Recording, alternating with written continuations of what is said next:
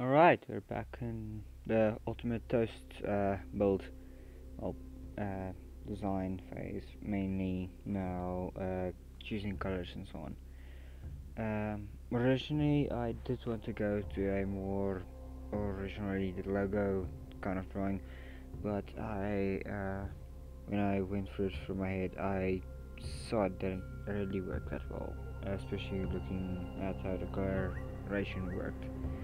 So instead of that, I took the original color of one of the plush of Toast to create the main color scheme for the drawing itself. As I went along, I added a few parts that you'll see a bit later to where I put some extra detailing in. But it's not up yet, so enjoy the music in the background until we get to a part where I can talk more about it.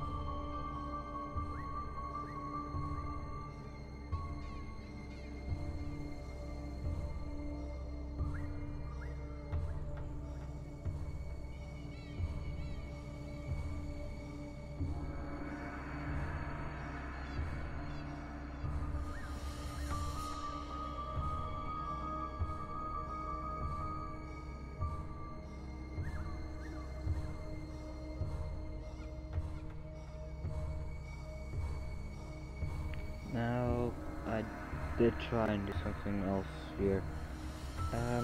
Usually when I do the first layer, I usually just swipe over and erase completely. So it was a good event to be sure of. I wasn't completely used to it. You might wonder why I'm putting this in because, well, it's the thought that come up right before I start changing the coloration. Now, originally I did want to, as you can see, make it look more like fur, but then I just chose to darken it out because it's just supposed to be a color painting, the color codes, and not show as a fur type just yet. That was going to be for the final drawing, so I just didn't overly do that detail just yet, and just leave it for the parts that's gonna come up. Um, but um, the it looked a bit off mostly. I don't know why, but after a while, with the extra coloring, it did finally look a bit better. But just looking at it now, without just the constant drawing and everything else going on around me, it really looks off, especially with the coloration I already have on it, which is weird to say because it should fit even better now, but it doesn't. So, strange events to be sure of.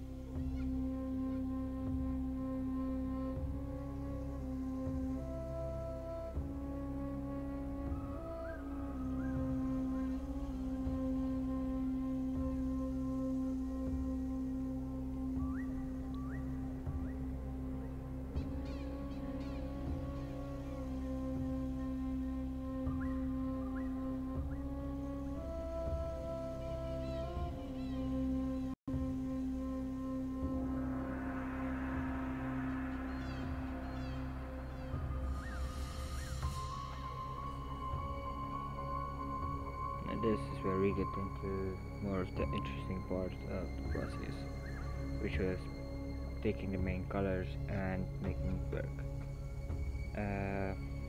Now I did, as you can see, put a little bit more variation into where I was going to put this, mainly because it is the main color labeling, so I was gonna put it throughout just to make it look a bit better than what we would have done beforehand, because original plans were gonna be a bit off, I'm going to say, for what the ideas were for coloring. So I kind of just made a decision right there and there, and instead of just going through with it and having to deal with a massive redo of the paint and so on. And in the end, I'm extremely glad for it. Yeah. Which is weird because even though this is a color that I sometimes use, it's not this type. I don't know. It's a weird part to put in. But, eh. Not my choice. And the coloration. Well, it is, it's just...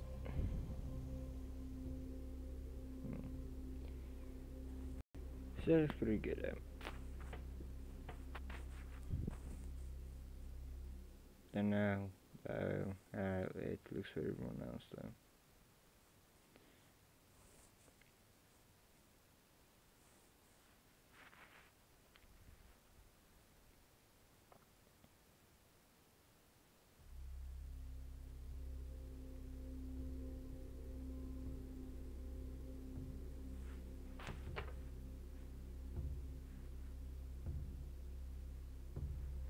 And this was an interesting part. The overlays of the secondary color, which was this light blue, sort of light greenish color. You can probably just copy the paint and so on at the end of the video if you want to have the coloration and so on, or just go and search up Gaming Bieber and just grab the title and just copy the colors. So if you're going to use it anywhere, because I definitely see a use in this coloration and a lot of things, because it is a very good combination, I have to say, which actually kind of helped into making the pinkish red here actually fit a bit more better than what it would have beforehand if it wasn't for that, especially with this light green that was used for actually the fur of this combination of an animal, of a mutant more like it.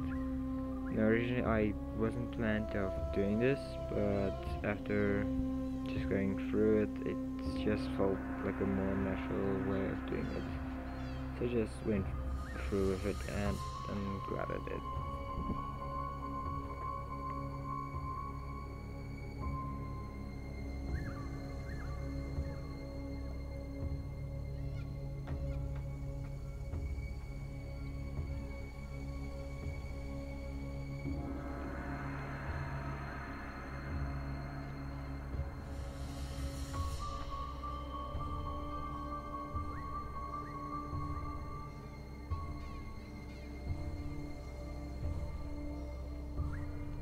Now the eyes were something interesting. I actually wanted to just duplicate the effect that the original one gave with the black and white. So I just decided to go with black and white eyes as a foot color, and instead of the usual white stain colored in black and black. So cutting out the middleman and just switching them around, and you get a beady-eyed mutant connoisseur, or bear, or beaver, however you want to put which one in front of the other.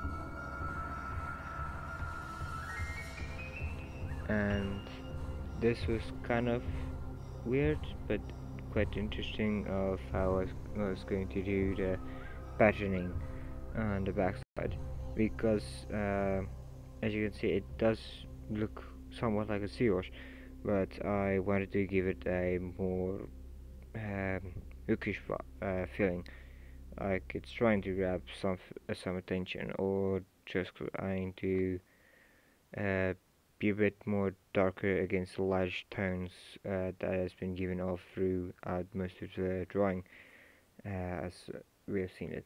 Since you can probably change the camera's lighting and such, I had to put it on full volume. Not, why did I say volume? I meant brightness, and it did so much a bit. So I just muted some tones of the background of the head and such, and as you can see, I did some cleanup work right now. But those were mainly to cool down some of the tones, which actually kind of hurt my eyes, because I had to put on full brightness for the recording software, so that wouldn't be overly dark at some aspects of the drawing, which is irritating, but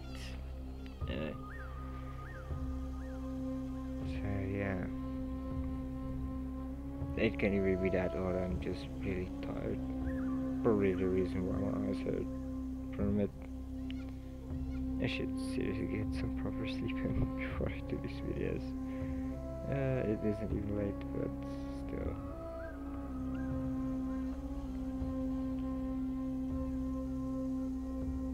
But yeah. Now it's the third episode of Micro DLC, and then the final proper sketch of the ultimate toast. And I hope getting viewers sees it eventually. I don't know if he never sees it. It would be nice if something happened, and yeah. But